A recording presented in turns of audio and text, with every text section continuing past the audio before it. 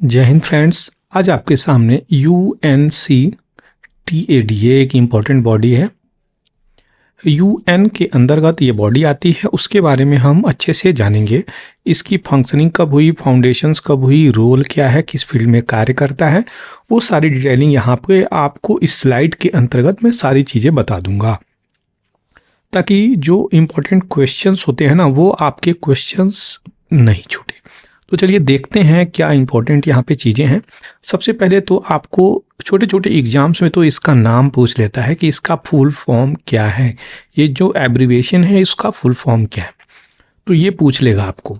तो सबसे पहले आप ये जानिए, यूनाइटेड नेशंस ये जो ऑर्गेनाइजेशंस है, इंपॉर्टेंट ऑर्गेनाइजेशंस है, यूनाइटेड नेशंस के अंतर्गत ये बॉडी आती है। तो United Nations conference on trade नाम से ही आपको यहाँ पे पता चलेगा ट्रेड एंड डेवलपमेंट किस चीज़ के लिए है। तो ट्रेड और व्यापार किस प्रकार से यहाँ पे मतलब किया जाए, उसको आगे लेकर चला जाए, उसी को शॉर्ट में UNCTAD बोला जाता है।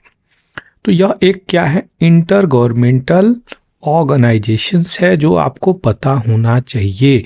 देखिए UPSC, अगर आप सिविल सर्विसेज की तैयारी कर रहे हैं या फिर PCS की तैयारी कर रहे हैं, तो आपको यहीं पे ऑप्शंस में ही गड़बड़ हो जाती है।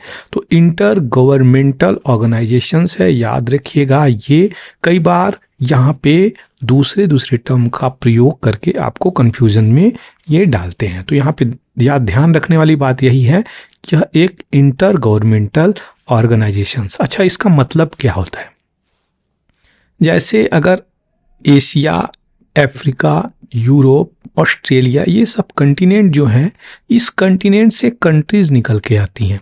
तो जो कंट्री निकल के आती हैं उनका ग्रुप बना करके इसके अंतर्गत जो होते हैं उसे हम इंटर गवर्नमेंटल, यानी बहुत सारी कंट्री के जो गवर्नमेंट हैं उनको मिला करके यहाँ पे इस ऑर्गेनाइजेशंस का कार्य होता है।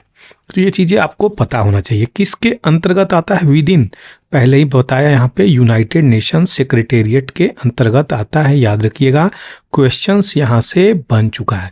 तो यूनाइटेड नेशंस सेक्रेटेरिएट के अंतर्गत आता है, जो प्रमोट करता है किस प्रकार से अपने व्यापार को वर्ल्ड लेवल पे ले आकर के रख सकते हैं और एक सही प्रकार से विश्व स्तर पे व्यापार को ले जाकर रखा जा सके। इसकी स्थापना की अगर हम बात करें तो 30 दिसंबर 1964 को इसकी इस्टेब्लिशमेंट हुई थी। किसके द्वारा? तो UNGA, सबसे ज़्यादा इम्पोर्टेंट यही बॉडी है। अगला वीडियोज़ में इसी पे बनाऊंगा। तो यूनाइटेड नेशन जनरल असेंबली जो है, ये जो बॉडी है, इसके द्वारा यहाँ पे 1964 को UNCTAD का यहाँ पे स्थापना करी गई थी। ध्यान देने योग्य बातें हैं, छोटे एग्जाम्स में डेट सीधे पूछ दिए जाते हैं। तो 30 दिसंबर 1964 को इसकी स्थापना कर दी गई। और जो रिपोर्ट होता है यहाँ पे, body United Nations economic and social council को यहाँ पे रिपोर्ट करता है। तो किसको करता है रिपोर्ट? ये तो United nation economic social council, तो इकोसॉक को यहाँ पे ये याद रखिएगा, काफ़ी इम्पोर्टेंट है। इनको ये इन्फॉर्म करता है UNCTAD। अब इसमें कितने मेंबर हैं, कई बार छोटे छोटे एग्जाम्स में पूछ देगा। WHO में कितने मेंबर हैं, WTO में कितने मेंबर हैं, UN में कितने मेंबर हैं, IMF में कितने मेंबर हैं, ये छोटे छोटे एग्जाम्स के क्वेश्चंस हैं। तो याद रखिएगा आपको यहाँ पे भी 195। और देखिए ऐसा नहीं है कि UPSC में फैक्ट्स नहीं पूछता। आपको बता दें, जो स्टेटमेंट होती है ना, 3-4 जो भी स्टेटमेंट देता है, उसके अंदर एक फैक्चुअल जो वर्ड्स होते हैं उसको चेंज कर देता है वो। तो आपको फैक्ट्स भी तो पता होना चाहिए, तभी आप स्टेटमेंट को राइट और रॉन्ग कर पाएंगे। तो यहाँ से इंपॉर्टेंस इसकी बन जाती है। तो 195 मेंबर, 195 मेंबर स्टेट्स इसके मेंबर वहाँ पर थे। और ये नॉन गवर्नमेंटल ऑर्गेनाइजेशंस के आसपास वर्ल्ड वाइड ये कंपोजिंग हुई थी जब ये बना हुआ था। इस समय अगर बात करी जाए तो ये इंटर गवर्नमेंटल ऑर्गेनाइजेशंस यहाँ पे है।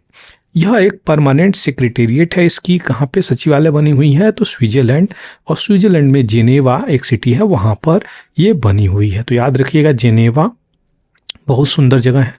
इसकी ऑब्जेक्टिव की अगर हम बात करें, इसकी क्या फंक्शंस के इसकी रोल क्या है, ये इसकी अगर हम बात करें तो ये फॉर्मुलेट करेगा क्या, जो भी नीति हैं पॉलिसीज हैं उसको ये बनाएगा, फॉर्मुलेट करेगा किसके संदर्भ में, तो all aspect of the development, विकास, व्यापार, सहयोग और ट्रांसपोर्ट और फिनांस और टेक्नोलॉजी, इस फील्ड में ये क्या करेगा, अपना नीति बनाएगा ताकि अच्छे से व्यापार हो सके। देखिए इसीलिए इसमें ट्रेड डाला गया है, सहभागिता ऐड डाली गई है, ट्रांसपोर्टेशन डाली गई है, और फिनांस के बिना तो ट्रेड हो नहीं सकता और आज के डेट में टेक्नोलॉजी की ज़रूरत है।